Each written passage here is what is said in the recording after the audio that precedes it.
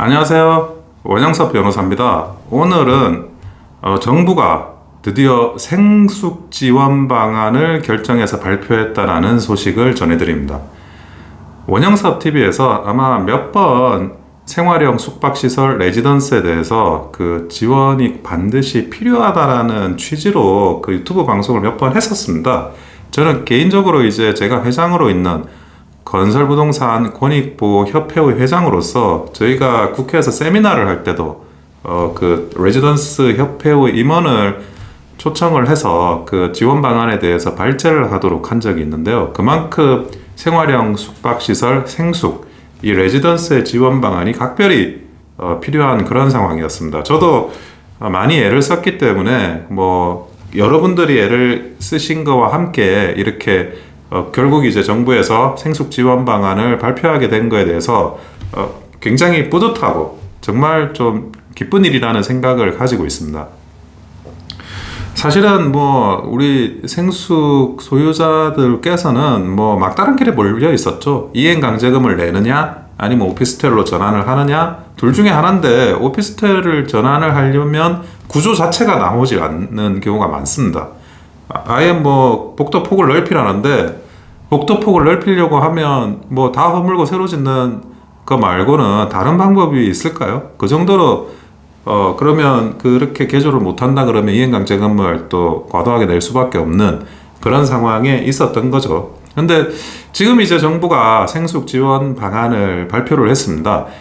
국토교통부에 따르면 지금 이제 한 10만 호 이상이 불법 거주시설의 가능성을 안고 있다고 합니다. 그러면 각 뭐 한 세대 두 세대 가지고 계신 분들이 있더라 하더라도 기본적으로 뭐 4인 가구가 있다 그러면 한 40만 명, 30만 명에서 40만 명이 이런 이제 생숙 레지던스가 합법화되느냐에 따라 가지고 직접적인 이해관계에 놓일 수밖에 없다는 거죠.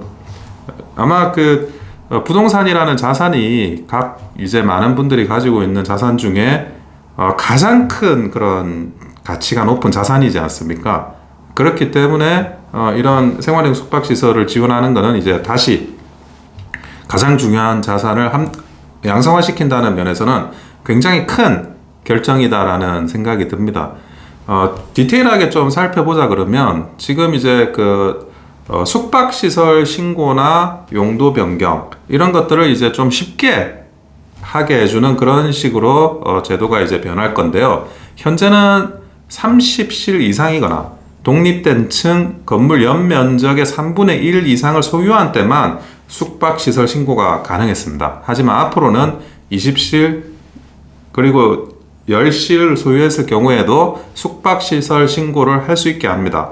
물론 이제 그 가장 큰 문제는 주거로 활용하고 있는데 숙박시설로 바꾸지 못하는데 이 주거를 어떻게 합리화시켜 줄 거냐라는, 합법화 시켜 줄 거냐라는 그 문제죠. 그래서 이제 오피스텔 용도 변경이 가장 중요한 문제였는데, 가장 큰 그 오피스텔 용도 변경의 장애물이 복도폭과 주차장 규제입니다. 복도폭은 오피스텔 경우에는 1.8m 이상, 그리고 생숙, 그러니까 생활형 숙박시설 레지던스는 1.5m 이상입니다. 그런데 그 이와 같은 그 1.5m에 해당하더라도, 그러니까 1.8m가 안 되고 1.5m에 해당하더라도 피난 시설이나 방화 시설을 보강을 한다 그러면 오피스텔 용도 변경을 허용해 줍니다. 그리고 오피스텔의 주차 기준은 가구당 한 대입니다. 그런데 생활형 숙박시설은 면적 200제곱미터당 한 대였습니다. 그런데 이 주차장도 인근의 부지가 확보가 가능하다 그러면 뭐 직선거리 300m, 도보거리 600m 이내에 외부 주차장이 확보가 된다. 그 외부 주차장에는 기계식 주차장도 포함이 됩니다. 그렇게 외부 주차장을 확보할 수 있다 그러면 그 주차장을, 그러니까 오피스텔용 주차장의 대수로 인정을 해주기로 했고, 그리고 그게 힘들다고 하면 아예 지방자치단체 주차장 확보에 상응하는 비용을 납부하는 것으로 그렇게 다시 또 완화가 됐습니다. 그리고 이와 같은 여러 가지 이제 그 절차를 하기에는 또 이행강제금을 좀 미뤄줘야 되겠죠. 뭐 당장 되는 건 또 아니니까, 아무리 완화가 됐다고 하더라도 그래서 27년 말까지 이행 강제금도 유예를 하기로 했습니다. 그러면 이제 올해 뭐 내야 되는 그런 막다른 골목에 몰렸던 많은 소유자들이 굉장히 큰 어찌 보면 혜택을 입는 겁니다. 근데 당장 지금 이제 진행할 수 있는 건 아니고 그 전 단계로서 건축법의 개정이 필요합니다. 근데 정부는 이제 그 건축법 개정의 개정안을 발의한다라고 지금 예고를 하고 있습니다. 그래서 건축법이 개정되고 이 후속하는 조치들이 만들어진다 그러면 생활형 숙박시설, 우리 생숙 레지던스의 그런 소유자들께서 굉장히 큰 어찌 보면 혜택을 입는 거라는 생각이 듭니다. 근데 다시 한번 말씀을 드리자고 하면 이것이 다른 분들에 대한 불평등일 수도 있는 겁니다.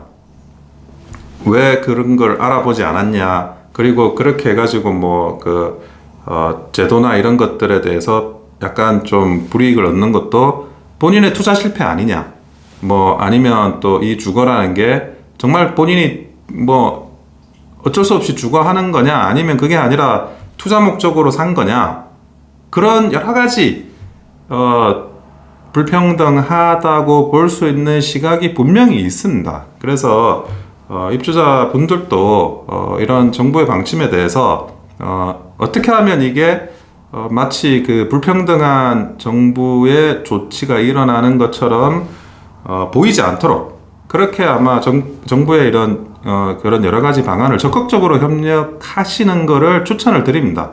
근데 여기서 이제 더 완화해라, 이 정도 완화도 좀 받아들이기 힘들다, 이런 식으로 한다 그러면 그동안 또 이런 많은 그런 그 지원 방안조차도 어떤 여론에서 이 이상은 더 하지 않고 기존의 그런 지원 방안조차도 그것도 굉장히 좀 불합리한 거 아니냐라는 여론의 또 역풍이 생길 수 있습니다. 그래서 지금 정부가 결정한 것도 굉장히 큰 결단을 저는 했다는 생각입니다.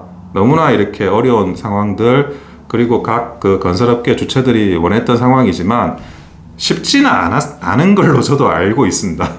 그거는 윤석열 정부가 의지를 갖고 했다는 것이 분명한 사실이니까요. 이 부분과 관련해서 적극적으로 우리 입주자분들도 협조를 하시기를 당부를 드리겠습니다. 이상 원영섭 변호사였습니다. 감사합니다. 좋아요와 구독은 큰 힘이 됩니다.